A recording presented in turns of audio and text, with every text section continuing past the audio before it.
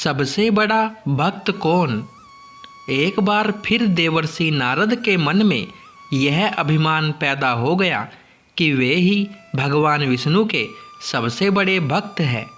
वे सोचने लगे, मैं रात दिन भगवान विष्णु का गुणगान करता हूँ, फिर इस संसार में मुझसे बड़ा भक्त और कौन हो सकता है। किंतु पता नहीं श्री हरि मुझे ऐसा समझते हैं या नहीं। यह विचार कर नारद भगवान विष्णु के पास क्षीर सागर में पहुँचे और उन्हें प्रणाम किया। विष्णु जी बोले, आओ नारद, कहो कैसे आना हुआ। नारद बोले, भगवान मैं आपसे एक बात पूछने आया हूँ। भगवान विष्णु बोले, मैं तुम्हारे मन की बात जानता हूँ नारद, फिर भी तुम्हारे मुँह से सुनना चाहता हूँ। नारद ने कहा, हे देव, मैं जीवन भर आपका गुणगान करता रहा हूँ। पल पल हर क्षण मुझे बस आपका ही ध्यान रहता है। आप मुझे यह बताइए कि क्या मुझसे भी बड़ा आपका कोई अन्य भक्त है संसार में। भगवान विष्णु समझ तो पहले ही गए थे कि नारद को अपनी भक्ति पर अभिमान पैदा हो गया है, किंतु अपने मन की बात छुपाकर वे बोले, नारद, इस प्रश्न के लिए तो तुम्हें मेरे साथ मृत्युलोक चलना पड़ेगा। नारद बोले, ठीक है भगवान, मैं मृत्युलोक चलने के लिए तैयार हूँ। भगवान विष्णु नारद को लेकर मृत्युलोक चल पड़े। धरती पर पहुंचकर दोनों ने किसान का भेष धारण किया और एक गांव के किनारे बनी एक झोपड़ी की ओर चल पड़े। विष्णु बोले, नारद, मेरा एक बहुत बड़ा भक्त यहाँ इस कुटिया में रहता है। आश्चर्य है, क्या मुझसे बढ़कर भी किसी की भक्ति हो सकती है। नारद के मुख से निकला, क्या वह भी मेरी तरह आपका ध्यान लगाए रहता है। आओ स्वयं ही जान लोगे, विष्णु ने कहा और उस कुटिया की ओर बढ़ गए। किसान उस समय कुटिया के बाहर अपनी गाय को बांध रहा था। उसके मुख से हरी हरी गोविंद का स्वर निकल रहा था। किसान भेषधारी विष्णु ने उसके निकट जाकर नारायण नारायण कहा तो किसान ने विनीत स्वर में पूछा, आप कहाँ से आए हैं भद्र? मेरे लिए कोई सेवा हो तो निसंकोच बताइए। किसान भेषधारी भगवान विष्णु ने कहा, हम नगर जा रहे हैं, पर अंधेरा घिरने लगा है। वन में जंगली पशुओं का डर है, इसलिए रात भर आश्रय चाहते हैं। किसान ने प्रसन्न भाव से कहा, मेरी कुटिया में आपका स्वागत है और जो रूखा सूखा घर में है आपके लिए हाजिर है। भगवान ने मुझे आप लोगों की सेवा करने का अवसर दिया है, बड़ी कृपा हुई उनकी। बाहर मैदान में एक खटिया पर दोनों को बिठाकर किसान अंदर गया और अपनी पत्नी से कहा, देवी, दो अतिथि आए हैं। किसान की पत्नी उस समय अपने बच्चों को भोजन परोस रही थी। धीरे से आटे का बर्तन दिखाते हुए बोली, घर में इतना शाही आटा है और ये बच्चे और भोजन मांग रहे हैं। किसान बोला, कोई बात नहीं, हम अतिथियों को भरपेट भोजन कराएंगे। तुम बच्चों को आज कांजी बनाकर पिला देना। नारद और भगवान विष्णु ने उन दोनों का सारा वार्तालाप सुना, फिर भी परीक्षा के लिए भोजन की थाली पर बैठ गए। जब दोनों भरपेट भोजन कर चुके तो नारद सोचने लगे, यह सीधा साधा गृहस्थ भगवान का सबसे बड़ा भक्त कैसे हो सकता है। उधर श्री हरि ने किसान से और भोजन लाने की फरमाइश कर दी। बोले, मेरा पेट अभी नहीं भरा, क्या और भोजन मिलेगा? किसान रसोई घर में गया और जाकर पत्नी से पूछा, कुछ और भोजन बचा है क्या?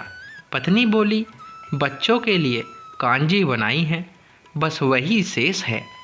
विष्णु और नारद वह भी पी गए। किसान और उसके परिवार को भूखे ही सोना पड़ा। भूखे बच्चे माँ का आंचल थाम कह उठे, माँ नींद नहीं आ रही है, मुझे बड़े जोर की भूख लगी है। पिताजी ने उन अतिथियों को कांजी भी क्यों पिला दी? किसान ने बच्चे के सर पर हाथ फेरते हुए कहा, अतिथि को भोजन कराना स्वयं विष्णु भगवान को भोग लगाने के समान है बेटा। बाहर दालान में दोनों अतिथि अलग अलग बिस्तरों पर लेटे हुए थे। भगवान विष्णु ने कहा, तुमने सुना नारद, किसान और उसके परिवार को भोजन नहीं मिला, फिर भी वह मेरे गुण गा रहे हैं। यह तो कुछ भी नहीं है, मैंने तो कई कई दिनों तक भूखे रहकर आपका स्मरण किया है। अगले दिन सुबह उन्होंने देखा, किसान भगवान विष्णु की मूर्ति के सामने कह रहा था, गोविंद हरि हरि, तुम सदा मेरे मन में बसे रहो, बस मुझे कुछ और नहीं चाहिए। फिर दोनों अतिथियों से बोला, हरि की बड़ी कृपा है, वही जग का रखवाला है, प्रभु की दया से रात को कोई कष्ट तो नहीं हुआ। जब तक आपका जी चाहे तब तक आप दोनों यहाँ रहे, मैं खेत पर जा रहा हूँ। किसान भेषधारी श्री हरि बोले, हम भी तुम्हारे साथ चलेंगे, यदि तुम्हें कोई आपत्ति न हो। तो नारद और विष्णु भगवान किसान के साथ उसके खेत पर गए। किसान बोला, यही है अपना खेत, अब मैं अपना काम करूँगा, गोविंद हरि हरि। नारद बोले, तुम तो सत्य पुरुष हो, भगवान के बड़े भक्त हो, घर घड़ी उनका नाम लेते रहते हो। किसान बोला, अरे कहाँ, काम से जब भी थोड़ा बहुत समय मिलता है तभी उनका नाम लेता हूँ। नारद ने पूछा, कब कब मिलता है समय? किसान बोला, सुबह उठता हूँ तब, रात को सोता हूँ तब, और दिन में जब भी काम से समय मिल जाए। ओहो, समझा, नारद के मुख से निकला।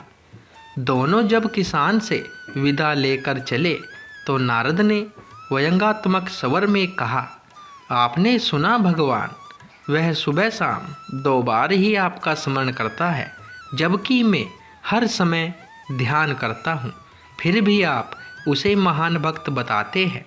नारद की बात सुनकर श्री हरि चुप रहे, किंतु मन ही मन उन्होंने कहा, कारण भी जान जाओगे नारद। विष्णु ने एक कलश को तेल से लबालब भरकर नारद को दे दिया और बोले, नारद, इसे अपने सिर पर रखकर बिना हाथ लगाए सामने वाली पहाड़ी तक ले चलो। ध्यान रहे इस कलश में रखे तेल की एक बूंद भी जमीन पर न गिरने पाए। नारद बोले, यह कार्य सहज तो नहीं है। यह कहकर नारद ने कलश सिर पर रख लिया और पहाड़ी की ओर चल दिया। नारद पहाड़ी तक गए और लौट आए। विष्णु बोले, लौट आए नारद, ठीक है, अब यह बताओ कि इतनी दूर जाने और आने में तुमने कितनी बार मेरा स्मरण किया है? नारद बोले, एक बार भी नहीं भगवान, करता भी कैसे, मेरा सारा ध्यान तो तेल और कलश की तरफ लगा हुआ था। श्री हरि बोले, तब तुम ही सोचो, वह किसान दिन भर कठिन परिश्रम करता है, फिर भी 2-4 बार मेरा स्मरण जरूर करता है, और तुम एक बार भी मेरा स्मरण नहीं कर पाए। विष्णु की बात सुनकर नारद के अंतर्चक्षु खुल गए। वह श्री हरि के चरणों में गिरकर बोले, मान गया प्रभु, जो संसार के झंझटों में रहकर भी आपका स्मरण करते हैं, वे ही सबसे बड़े भक्त हैं। दोस्तों, कहानी पसंद आई हो तो वीडियो को लाइक, शेयर और चैनल को सब्सक्राइब करें। धन्यवाद दोस्तों।